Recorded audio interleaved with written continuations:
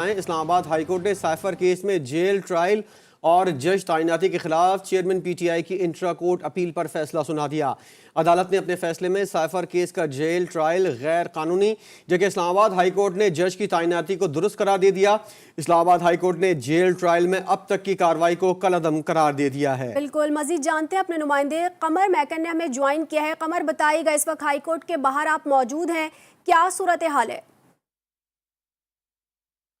जी बिल्कुल, इस वक्त सबसे बड़ा और अहम तरीन फैसला सुना दिया गया है। साइफर केस में जज की तैनाती और जेल ट्रायल को चैलेंज कर रखा था साबिक वज़ीर आज़म और चेयरमैन पीटीआई ने। उनकी दोनों दरखास्तों पर शॉर्ट ऑर्डर जो है वो सुना दिया गया है।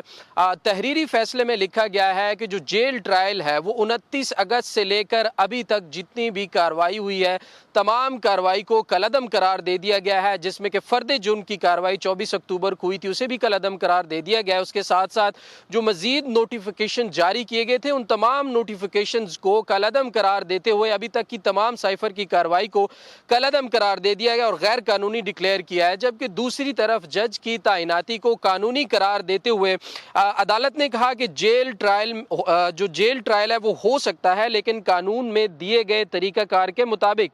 इस्लामाबाद हाईकोर्ट ने जेल समात में मुताल्लिक वजारत कानून के नोटिफिकेशन को भी गैर कानूनी करार दिया। जस्टिस मियां गुल हसन औरंगजेब और जस्टिस समन रिफत इम्तियाज ने दो रुकनी बेंच पर मुश्तमिल इन्होंने जो फैसला सुनाया और कहा कि चेयरमैन पीटीआई की इंट्रा कोर्ट जो अपील है इस पर तफसीली फैसला बाद में सुनाया जाएगा। जबकि सलमान अकम राजा ने दलाइल देते हुए कहा था कि जज को जेल ट्रायल के लिए वजूहात पर मबनी वाज़े ऑर्डर पास करना होता है, जिसमें फाइंडिंग्स देना भी ज़रूरी है, और उसके बाद जब वफाकी हुकूमत वफाकी काबीना उसकी इजाज़त देती है और उसके बाद इस्लामाबाद हाई कोर्ट की इजाज़त भी इसमें ज़रूरी होती है। अगर मान भी लिया जाए कि 16 नवंबर को जारी नोटिफिकेशन के बाद किसी किस्म के जज का कोई वाज़े ऑर्डर्स या जो उसमें फाइंडिंग्स हैं वो मौजूद नहीं है, अगर इसको मान लिया जाए तो शुरू से लेकर अब तक तमाम तर कार्रवाई जो है वो कलअदम करार दी जानी चाहिए।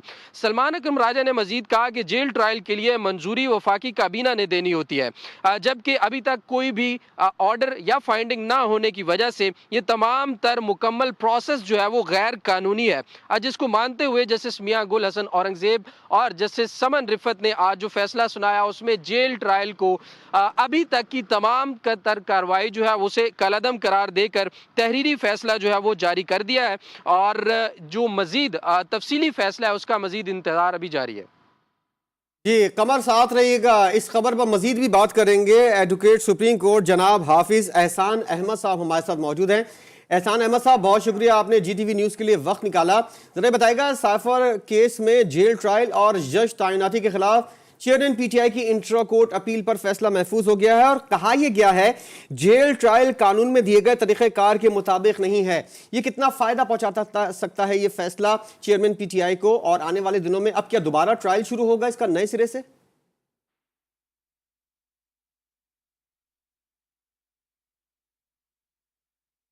हाई कोर्ट ने ऑब्जर्व की हैं।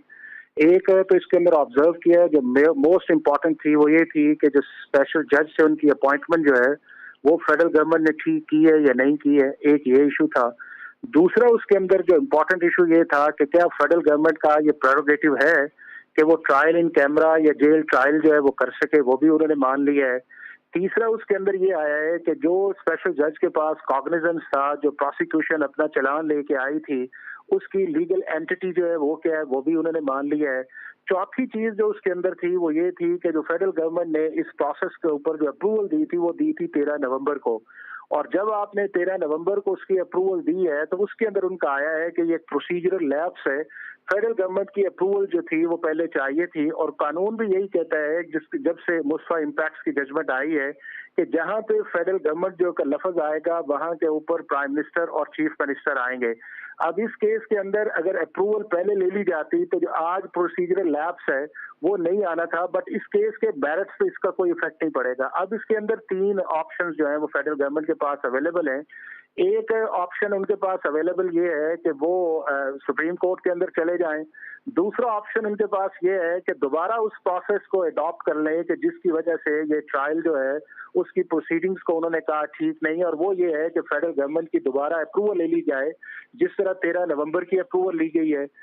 तो और तीसरा इसके अंदर इम्पोर्टेंट ये है कि जो जुडिशल कॉम्प्लेक्स के अंदर जज साहब बैठते हैं उनको उस पोजीशन पे कहें कि उसी जगह आप ट्रायल कर लें।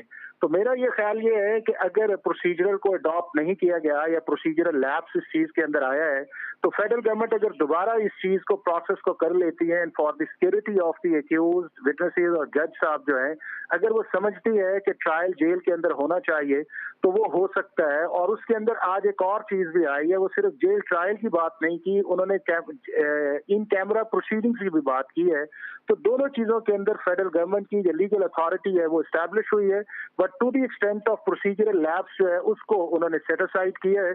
और अगर फेडरल गवर्नमेंट दोबारा उस प्रोसीजर को अडॉप्ट कर लेती है जो लॉ के अंदर लिखा हुआ है तो फिर ये जेल ट्रायल जो हो सकेगा और इसको दोबारा जो है चैलेंज नहीं किया जा सकेगा। हाफिज एहसान अहमद साहब कानूनी नुकात के ऊपर गुफ्तगू कर रहे थे साइफर केस के हवाले से।